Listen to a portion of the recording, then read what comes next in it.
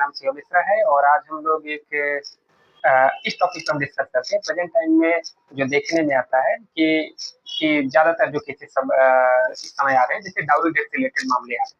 तो dowry death का मतलब, अगर डाउरी डेथ जो लॉ में दिया गया है, अगर हम आईपीसी पहले के आईपीसी देखेंगे तो 498 ए में क्रूएल्टी के बारे में बताया गया था। तो प्रेजेंट टाइम में अगर बीएनएस आने के बाद 498 ए की जो डिफिनेशन थी उसी को शिफ्ट करके उन्होंने सेक्शन 85 बीएनएस में बता दिया, उसमें क्रूएल्टी के बारे में बताया गया है। लेकिन हम डाउरी डेथ के बारे में बात करते हैं तो डाउरी डेथ के बारे में अगर हम कानून में देखें तो 304 बी के बारे में बताया गया था। प्रेजेंट टाइम में अगर हम बीएनएस आने के बाद देखेंगे तो उसका जो प्रोविजन, लीगल प्रोविजन है, सेक्शन 80 बीएनएस में बताया गया। तो डाउरी डेथ का मतलब लॉ के हिसाब से क्या है? लॉ के हिसाब से ये है कि अगर अगर किसी की मैरिज हुई है, हस्बैंड वाइफ है, और अगर वो वाइफ की डेथ अगर हो जाती है, डेथ डेथ कितने साल के भीतर में हो जाती है? 7 साल के भीतर में हो जाती है। और जो डेथ है वो नेचुरल डेथ नहीं है। तो पहली चीज क्या कि शादी अगर 7 साल के अंदर में अगर जो महिला है, अगर उसकी डेथ हो जाती है 7 साल के अंदर, और जो डेथ होती है वो नेचुरल डेथ नहीं होती है, तो इसमें चाहे जो पॉसिबिलिटीज हो सकता है, चाहे वो हैंगिंग हो जाए, या फिर चाहे एसिड अटैक हो जाए, या घर के अंदर, या फिर उसने जो भी चीजें हैं, मतलब अगर उसकी डेथ हो जाए अननेचुरल कंडीशंस में, अगर उसकी डेथ हो जाती है तो कोर्ट, और ये जो जो जो क्रूएल्टी होती थी वो दहेज से रिलेटेड होती थी। अगर ये सारी चीजें जब होती हैं तो डाउरी डेथ के केस में कोर्ट ये मान के चलती है कि एक्यूज पर्सन ने ही ऑफेंस किया है। तो आजकल अगर हम लोग देखते हैं प्रैक्टिकल अप्रोच में, अच्छा ये कानून जो बना था वो सब पहले के समय में था कि लोग दहेज वहेज के लिए मांगते थे। आजकल के जो मॉडर्न सोसाइटी है, ये बात बिल्कुल सही है, ये चाहे जैसी भी है, लेकिन डाउरी आजकल ज्यादातर लोग बहुत अवेयर हो गए हैं, लोग जागरूक हो गए हैं, और डाउरी वारी कोई मांगता नहीं। सबसे ज्यादा मिसयूज इसी चीज का है। अनफॉर्चुनेटली अगर है मैट्रिमोनियल डिस्प्यूट में, अगर अनफॉर्चुनेटली किसी की बहना की डेथ हो जाती है, तो जो जो माई के पक्ष वाले होते हैं, वैसे ठीक है, किसी की डेथ हो जाती है, सब लोग बहुत सेंटिमेंटल होते हैं और बहुत किसी के लिए अच्छा नहीं होता, तो लेकिन फिर भी वो अगर उसकी माई ससुराल में उसकी डेथ हो जाती है, चाहे उसने खुद सुसाइड कर लिया हो, तो जो मायके वाले होते हैं वो पूरे घर वालों के खिलाफ डाउरी डेथ का मुकदमा लिखाते हैं। तो डाउरी डेथ में उसके ननद में लिखाते हैं। अगर उसकी डेथ हो गई तो ननद के खिलाफ लिखाएंगे, उसके सास के खिलाफ लिखाएंगे, ससुर के खिलाफ लिखाएंगे, पति के खिलाफ लिखाएंगे, देवर के खिलाफ लिखाएंगे, जेठ के खिलाफ लिखाएंगे। जो लोग उस जगह पे रहते हैं सबके खिलाफ वो लोग क्या करते हैं, ऐसा एक एफआईआर देते हैं कि सब लोग दहेज के लिए इसको परेशान करते थे, बातें पीटते थे, जिसके कारण से और सब लोगों ने मिलकर इसकी हत्या कर दी। क्योंकि कॉग्निजेबल ऑफेंस होता है, सबके सब लोगों को पुलिस पकड़ लेती है और जेल भेज देती है। थोड़ा सा ये लॉ भी बहुत स्ट्रिक्ट है अगर हम इसके बारे में देखेंगे। तो अगर हम ये डाउरी डेथ अन्य ऑफेंस की अपेक्षा ज्यादा कठिन क्यों होता है? तो being as a criminal defence lawyer अगर हम ये चीजें देखें तो एक स्टेटू प्रोविजन है कि सबसे पहले अगर इसमें देखेंगे सजा, तो मिनिमम 7 साल है। तो 7 साल से अगर कोर्ट ने सजा दिया है डाउरी डेथ में, तो मिनिमम 7 साल की सजा कोर्ट को देना ही देना पड़ेगा, उससे कम दे नहीं सकती। और दूसरी चीज है वो आजीवन कारावास तक की सजा हो जाती है। तो पहली चीज क्या है कि एक जो पनिशमेंट है, वो पनिशमेंट क्या है, वो पनिशमेंट ज्यादा है, कोर्ट भी अपने विवेक से उसको कम नहीं कर सकती। दूसरी चीजें क्या है कि इसमें जो नॉर्मल ऑफेंसेस होते हैं उसमें प्रिजम्पशन ऑफ इनोसेंस हमेशा एक्यूज पर्सन के साथ होता है। कोर्ट ये मान के बैठती है कि ये एक्यूज पर्सन क्या होते हैं, इन्होंने ऑफेंस नहीं किया है। तो लेकिन डाउरी डेथ के केसेस में अगर उसके अगेंस्ट में चार्ज फ्रेम हुआ है कि डाउरी डेथ में, तो कोर्ट ये प्रिज्यूम करती है कि इन लोगों ने डाउरी डेथ इन लोगों ने ऑफेंस किया है। तो आंशिक रूप से जो बर्डन होता है वो एक्यूज पर्सन साइड पे होता है कि वो अपने आप को इनोसेंट प्रूव करे। नॉर्मली क्या है, प्रोसिक्यूशन की ड्यूटी अपने केस को beyond the reasonable doubt prove करे, और presumption of innocence accuse person के साथ रहता है। बट डाउरी डेथ के केसेस में ऐसा नहीं है। डाउरी डेथ के केसेस में कोर्ट ये प्रिज्यूम करके बैठती है कि अगर वो 7 साल के अंदर में उसकी डेथ हुई है और अननेचुरल डेथ है और डिमांड क्रूएल्टी से हुई है, तो अगर ये सारी चीजें केस के फैक्ट है, तो कोर्ट ये प्रिज्यूम करके बैठती है कि ये मामला डाउरी डेथ का आता है, इन लोगों ने ऑफेंस किया, जब तक कि एक्यूज पर्सन इसको बहुत अच्छे से रिबट ना करे। इन सब सिचुएशन में अगर किसी के अगेंस्ट में इस टाइप के झूठे एलिगेशन लगे तो उनको उनको डिफेंस लॉयर को भी बहुत मेहनत करनी पड़ती है और उनको एक अच्छा डिफेंस लॉयर हमेशा करना चाहिए। वैसे किसी भी केस में आपको हमेशा अच्छा डिफेंस लॉयर करना चाहिए, but in this particular situation जहाँ पे डाउरी डेथ का जैसे हीनियस ऑफेंस के एलिगेशन लगे हैं, डेफिनेटली आपको बहुत समझदार, बहुत अवेयर और बहुत अच्छा एडवोकेट डिफेंस लॉयर आपको करना चाहिए, क्योंकि लॉ ने ही बहुत स्ट्रिक्ट बनाया है। तो लॉ अगर हम जो चीजें बताएं कि प्रेजेंट टाइम अच्छा कोर्ट जब चार्ज ही फ्रेम करती है तो चार्ज सिर्फ ऐसा नहीं है कि जैसे पहले के आईपीसी में जो अगर 498A 304B में अगर चार्जशीट और 3/4 प्रोविजन वो दहेज प्रथा प्रोविजन जो डाउरी प्रोविजन एक्ट है उसके अकेड चार्जशीट फाइल हुई, तो प्रेजेंट टाइम में जैसे जो सेक्शन 498 है वो 85 बीएनएस हो गया है और 304B जो डाउरी डेथ है वो आईपीसी के वो इस समय सेक्शन 80 हो गए। तो प्रेजेंट टाइम में अगर चार्जशीट कोर्ट ने फाइल किया तो कोर्ट भी अल्टरनेट 2 चार्जेस फ्रेम करती है। आप देखेंगे अगर आप क्रिटिकल अप्रोच में ट्रायल अप्रोच में भी देखेंगे तो कोर्ट अल्टरनेट भी चार्ज इस सिचुएशन में फ्रेम करती है कि एक 302 आईपीसी मतलब मर्डर का, प्रेजेंट टाइम में देखेंगे बीएनएस आने के बाद 103 बीएनएस का चार्ज फ्रेम करती है, या अल्टरनेट चार्ज क्या फ्रेम करती है कि 304B 498A या फिर जो प्रेजेंट टाइम में हम देखते हैं सेक्शन 80 सेक्शन 85 बीएनएस से पूर्ण करती है। तो मतलब आप देखेंगे अगर क्रिटिकल अप्रोच की इस केस की ग्रेविटी को अगर आपको समझना है तो कोर्ट भी जब चार्ज फ्रेम करती है तो 2 चार्ज फ्रेम करती है, अल्टरनेट चार्ज भी फ्रेम करती है। तो प्रोसिक्यूशन का केस चाहे इसमें प्रूफ करे चाहे इसमें प्रूफ करे, दोनों चार्जेस पहले ही कोर्ट क्या करती है फ्रेम कर देती है। तो मैं आपकी ग्रेविटी के बारे में इसको बताना चाहता था कि ये केस कितने सेंसिटिव होते हैं। और बेल भी जब आप लेने जाते हैं तो कोर्ट जनरली, क्योंकि मैंने आपको बताया प्रिजम्पशन ऑफ इनोसेंस इसमें एप्लीकेबल नहीं होता, तो बेल भी थोड़ा बहुत हार्ड टास्क होता है। आसानी के साथ कोर्ट बेल देने में थोड़ी सी परेशानी इन सब सिचुएशंस में होती है। तो अगर हम देखें जैसे अगर हम इंडियन एविडेंस एक्ट देखें जो ट्रायल हमारा चलता है तो पहले सेक्शन 113B जो है 113B में दहेज मृत्यु के संबंध में जो प्रिजम्पशन कोर्ट करके बैठती है, तो प्रिजम्पशन मैंने बताया कि कोर्ट भी प्रिज्यूम करके बैठी है कि डाउरी डेथ का हुआ है। तो प्रेजेंट टाइम में अगर हम देखते हैं तो सेक्शन 118 भारतीय साक्ष्य अधिनियम इसके लिए है। तो मतलब ये सेक्शन जो है जो 113B और 113B इंडियन एविडेंस एक्ट उसमें कोर्ट ये प्रिज्यूम करती है डाउरी डेथ के रिलेटेड में, प्रेजेंट टाइम में 118 बीएनएस में भी कोर्ट ये प्रिज्यूम करके बैठती है जब ट्रायल हो रहा है। तो मतलब ये केस की ग्रेविटी को मैं आपको बताने की कोशिश कर रहा हूँ कि मुकदमा कितना ज्यादा डिफिकल्ट, कितना ज्यादा हार्ड टास्क एक डिफेंस लॉयर के लिए होता है। और भी सेक्शन है इंडियन एविडेंस एक्ट में, अगर हम देखेंगे सेक्शन 113A अगर क्योंकि देखिए एक चार्ज जरूरी नहीं, अगर 306 अबेटमेंट ऑफ सुसाइड का केस है अगर ससुराल में उस महिला ने अगर वो अबेटमेंट ऑफ सुसाइड उसने खुद आत्महत्या कर ली तब भी डाउरी डेथ का केस लगता है। तो 306 आईपीसी पहले के समय में था, प्रेजेंट टाइम में 108 बीएनएसएस में अबेटमेंट ऑफ सुसाइड है। तो इसमें इंडियन एविडेंस एक्ट में देखेंगे या भारतीय साक्ष्य अधिनियम में देखेंगे तो इंडियन एविडेंस एक्ट में सेक्शन 113A है जहाँ पे कोर्ट ये प्रिज्यूम करके बैठती है कि अबेटमेंट ऑफ सुसाइड के केस में प्रिजम्पशन है कि इसके लिए एक अलग स्पेशल एक्ट ही बनाया गया। और अगर भारतीय साक्ष्य अधिनियम प्रेजेंट टाइम में देखेंगे तो सेक्शन 117 जो भारतीय साक्ष्य अधिनियम उसके बारे में प्रोविजन दिया गया। तो मैं ये सब चीजें आपको इसलिए बता रहा हूँ। और एक सेक्शन और है, जैसे पहले अगर भारतीय साक्ष्य अधिनियम का देखेंगे, इंडियन एविडेंस एक्ट का जो पहले का देखेंगे सेक्शन 106 कि कोई चीज जिस पर्सन की जानकारी में होता है वही पर्सन कोर्ट को उसके बारे में बताता है। सेक्शन 106 डील करता था कि बर्डन ऑफ प्रूविंग फैक्ट जो उसी के पर्सनल नॉलेज में होता था। तो इस सिचुएशन को मैं समझाने की कोशिश क्यों कर रहा हूँ, क्योंकि जो डेथ होती थी वो डेथ ससुराली जनों के घर में होती थी।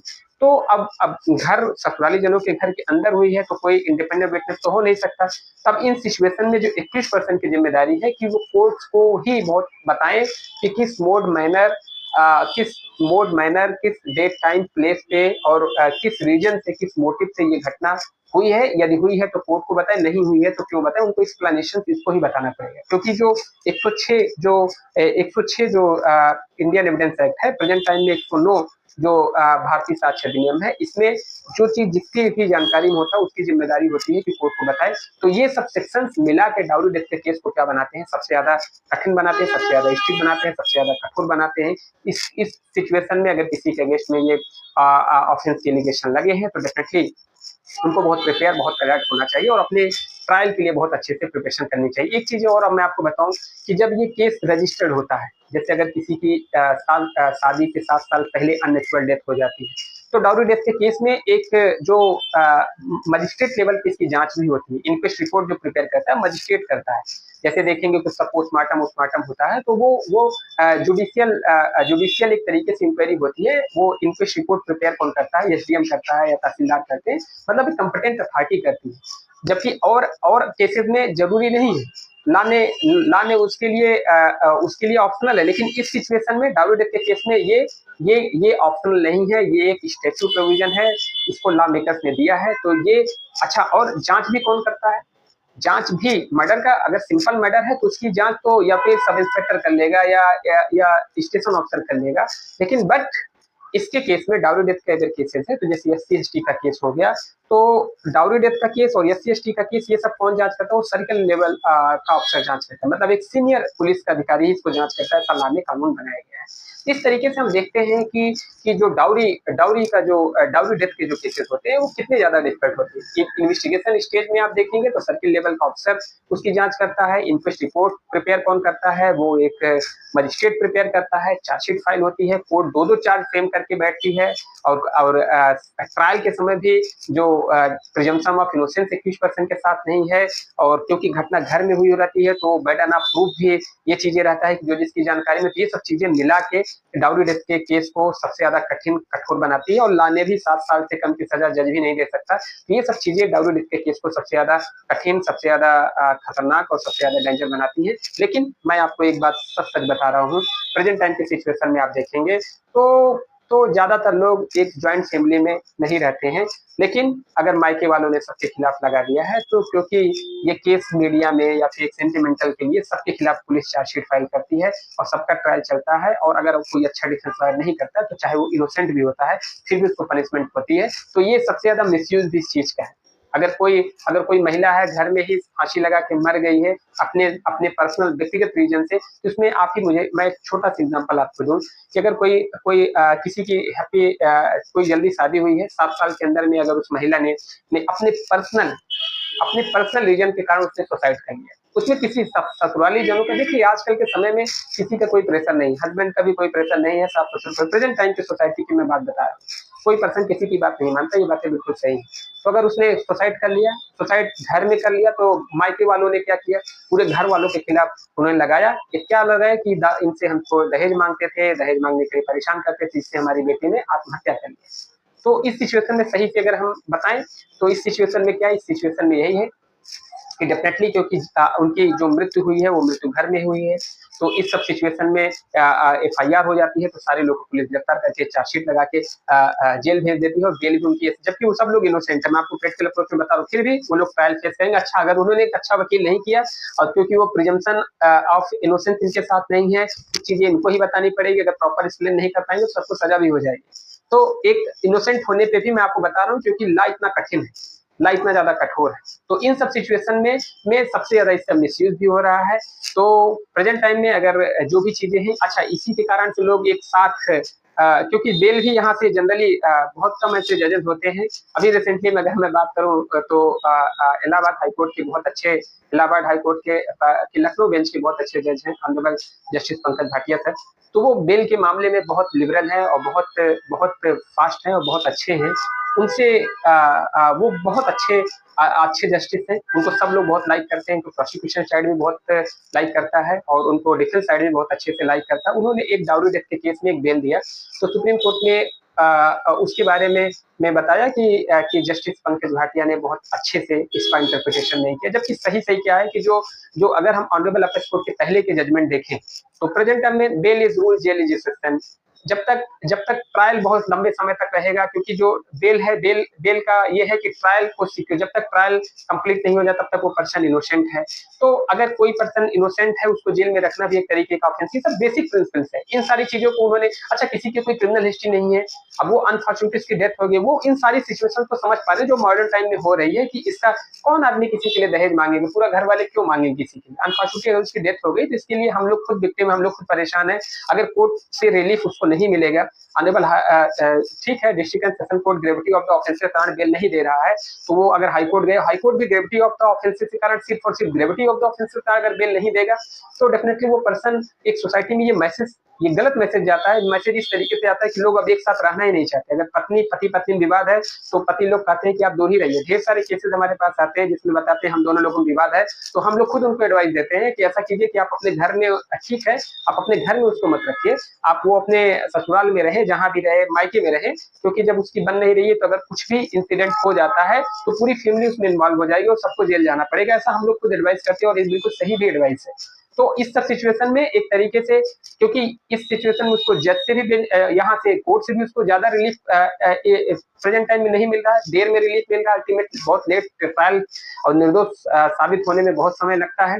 तो इन सब चीजों में सफर वही करता है। तो क्रिटिकल अप्रोच इसका सबसे ज्यादा हम लोग खुद एडवाइस करते हैं कि एक तरीके से अगर जस्टिस, अगर उसको बेल नहीं दिया जाएगा, तो अगर वो इनोसेंट है तो डेफिनेटली लोग, यही एक तरीके से मैसेज आ रहा है कि शादी होने के बाद भाई आप अलग अलग रहिए, सास ससुर पति और उसके देवर जेठ सब लोग अलग अलग रहे, नहीं लगेंगे तो अगर पति पत्नी विवाद है तो सारे के सारे लोगों को झूठे मुकदमे में फंसा दिया जाएगा। ऐसे ही सिचुएशन केस देखा जाता है डोमेस्टिक वायलेंस के केस में, सास ससुर ननद फुफ्फा सबके सब लोगों को उसमें बना दिया जाता है और सबको खिलाफ सिविल नेचर का केस, वैसे डोमेस्टिक वायलेंस सिविल नेचर का केस होता है, कोई सिविल प्रोसिक्यूशन, लेकिन फिर भी उसके खिलाफ कर दिया जाता है।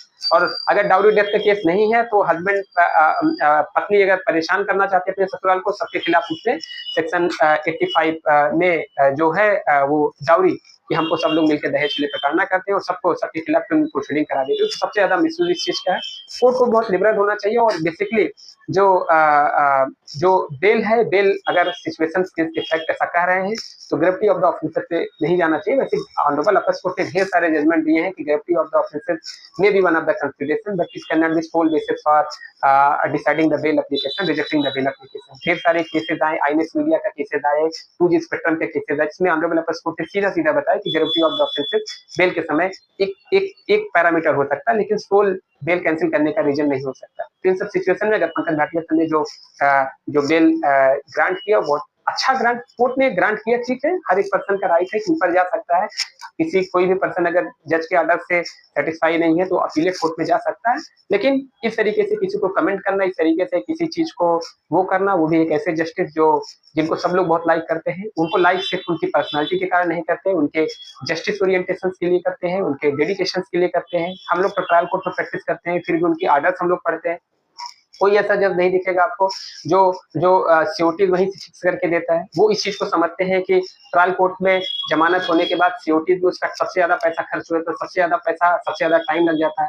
वो थाने के पास जाता है वेरिफिकेशन के लिए, वो जाता है तहसील में वेरिफिकेशन, उसकी सीओटी जाती है, कितना पैसा, कितनी ज्यादा समय उसका लगता है, तब तक वो सफर करता है। पंकज भाटिया, ऑनरेबल जस्टिस पंकज भाटिया ही जज ऐसे मैंने अपने ऑर्डर्स देखे हैं जो वो हाई कोर्ट से ऑर्डर ही फिक्स करके बैठते हैं कि 10,000 रुपए सीओटी के साथ यहाँ पे आने के बाद कोर्ट के सामने आप सीओटी सबमिट कीजिए और उसको रिलाई कर दिए। तो देखा जाएगा कि सबसे ज्यादा जो जो जो क्लाइंट के लोगों को समझ पा रहा है, जो ग्राउंड लेवल पे हर सिचुएशन को जान पा रहा है, वही इस तरीके का ऑर्डर कर पा रहा है, वही इस चीज को समझ पा रहा है। तो पंकज भाटिया सर के बारे में अगर सुप्रीम कोर्ट ने जो भी चीजें कहा तो वो चीजें बिल्कुल गलत है। व्यक्तिगत रूप से पर्सनली मैं भी उसको इसके बिल्कुल फेवर में नहीं हूँ। मैं कभी पंकज भाटिया सर से मैंने उनको कोर्ट में काम करते देखा है और उनके ऑर्डर्स से मैंने सीखा है। तो वो उनसे अच्छा जज मुझे ऐसा लगता है कि अभी तक के सीरीज में मैंने नहीं देखा है। जो चीजें हैं